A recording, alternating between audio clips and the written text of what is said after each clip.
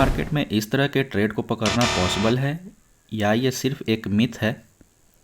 तो इसका आंसर है हाँ, ये बिल्कुल पॉसिबल है। आइए समझते हैं कैसे। हम आ गए हैं 1 आवर के टाइम फ्रेम पर।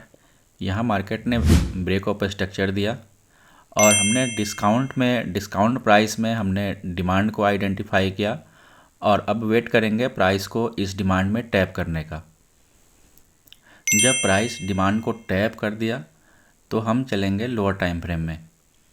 हम आ गए हैं लोअर टाइम फ्रेम पर। अब यहाँ पर हम मार्केट स्ट्रक्चर शिफ्ट का वेट करेंगे। यहाँ पर मार्केट ने मार्केट स्ट्रक्चर शिफ्ट कर दिया। अब यहाँ पर रोल आता है लिक्विडिटी का। हम लिक्विडिटी के अकॉर्डिंग यहाँ पर एंट्री प्लान करेंगे। यहाँ पर मार्केट में एक रेसिस्टेंस बना था, इस रेसिस्टेंस से सारे लोग सेल कर रहे हैं।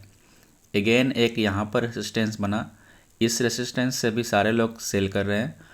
और जैसे ही रेसिस्टेंस ब्रेक हुआ है ऊपर में तो यहाँ पर एग्रेसिव सारे लोग बाइंग कर रहे हैं। तो यहाँ से कोई स्मार्ट मनी जो है शॉर्ट कर सकता है और नीचे इस लिक्विडिटी को टारगेट कर सकता है। तो जैसे ही ये डिमांड को नीचे टैप करता है तो यहाँ पर सारे लोगों को जो भी यहाँ से बाइंग किए हैं उन सारे लोगों का यहाँ पर एसेल लगेंगे और मार्केट में सिर्फ वन साइडेड सेल के यहाँ पर ऑर्डर आएंगे।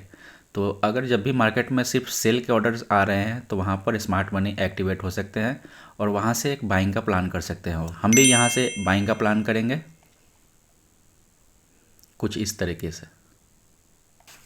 ओवरऑल टारगेट जो होगा इसका हायर टाइम फ्रेम यानी कि H1 का ब्रेक ऑफ स्ट्रक्चर।